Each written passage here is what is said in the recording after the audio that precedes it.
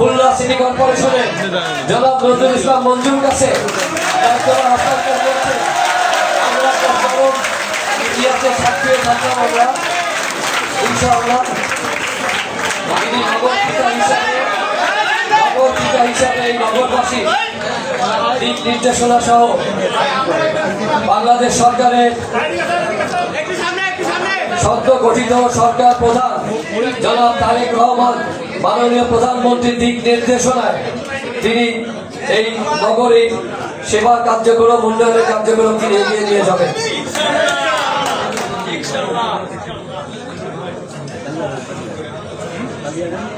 के लिए मेट्रोपॉलिटन पुलिसेर सम्मानित ম্যাজিস্ট্রেট বিভাগ সম্মানিত কমিশনার এডিশনাল কমিশনার সম্মানিত এসপি সম্মানিত আমাদের বিভিন্ন খুলনা মেট্রো পুলিশের ডিপ্টি কমিশনার ডিসি ট্রাফিক আমার এই শহরের সম্মানিত নাগরিকবৃন্দ সাংবাদিকবৃন্দ খুলনা সিটি কর্পোরেশনের সম্মানিত কর্মকর্তাবৃন্দ রাজনৈতিক নেতৃবৃন্দ আন্দোলনের শহীদ এবং প্রয়াত পরিবারের সদস্যবৃন্দ দীর্ঘ আন্দোলনের আহত কর্মীবৃন্দ এবং বৈষম্য বিরোধী আন্দোলন এবং জুলাই যোদ্ধার সৈনিকেরা, মহৎ অনুষ্ঠানে আমি প্রথমেই স্মরণ করছি শহীদ প্রেসিডেন্ট জিয়াউর রহমানকে, যিনি আধুনিক বাংলাদেশের উপকারের দায়িত্ব পালন করেছেন। স্মরণ করছি আমাদের প্রিয় নেত্রী, বাংলাদেশের মানুষের কাছে সবচেয়ে বড় আবেগ, তিনবারের সাবেক প্রধানমন্ত্রী, আমাদের প্রিয় নেত্রী, যিনি আমাদের রাজনৈতিক কর্মী হিসাবে গড়ে তুলেছেন, প্রয়াত দেশ নেত্রী বেগম খালেদা জিয়াকে। স্মরণ করছি তার পুত্র প্রয়াত জনাব আরাফাত রহমান কপুকে।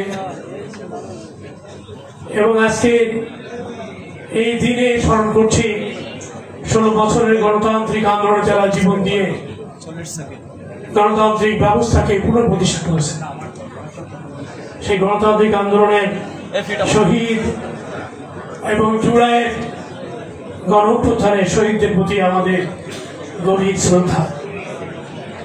গণপ্রজাতন্ত্রী বাংলাদেশ সরকারের মাননীয় প্রধানমন্ত্রী জনাব তারেক রহমান দেশের 6টি সিটি কর্পোরেশনের প্রশাসক নিয়োগদান করেছে।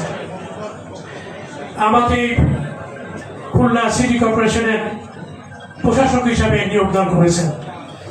আমি মহান রব্বুল আলামিনের প্রতি আমাদের কৃতজ্ঞতা এবং তার প্রতি কৃপা এবং আমাদের মাননীয় প্রধানমন্ত্রীকে ধন্যবাদ জানাই আজকের এই দিনে। এর মধ্যে দিয়ে খুলনা মানুষের প্রত্যাশা পূরণ একটি স্বচ্ছ জবাবদিহিতামূলক 100 বছরের ঐতিহ্যবাহী সিটি কর্পোরেশনকে শতভাগ সততা এবং নিষ্ঠার সাথে পরিচালনা করা এটি আমার মূল দায়িত্ব।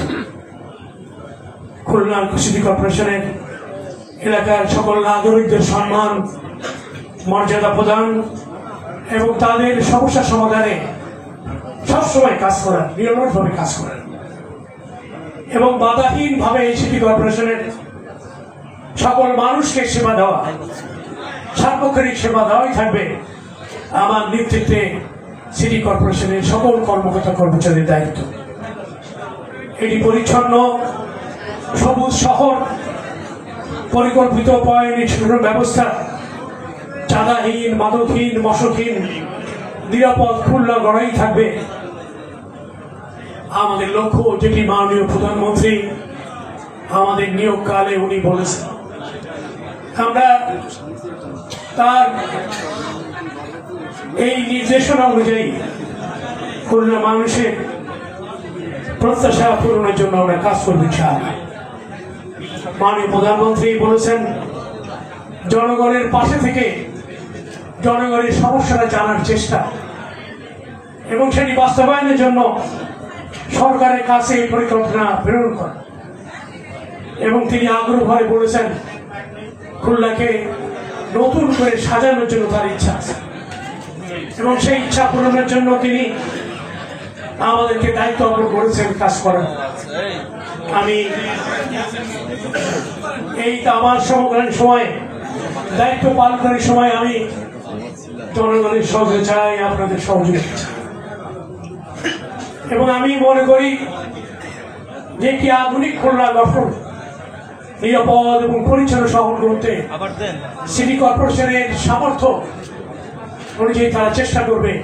সেই সাথে জনগণ যুক্ত হলে এই কাজটি সঠিকভাবে প্রতিপাদিত হবে।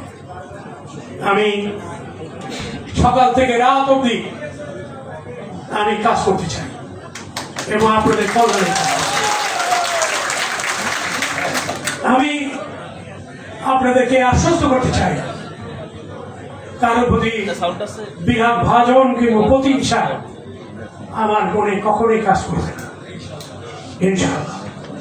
এবং সকলেই আমার কাছ থেকে নাগরিক সেবা পাবেন এবং সকল রকমের সহযোগিতা পাবেন। পিছনের বিশেষ করে সাংবাদিক ভাইরা আছেন, গত এক সপ্তাহে তারা খুলনা সিটি কর্পোরেশনের নানা বিষয়ে তারা পত্রিকায় সংবাদ তুলে ধরেছে, আমি সেগুলি রেকর্ড করেছি। আমি প্রত্যেকটি বিষয়ই আমাদের সিটি কর্পোরেশনের সকলকে নিয়ে সেই বিষয়গুলি নির্দেশ করার চেষ্টা করি।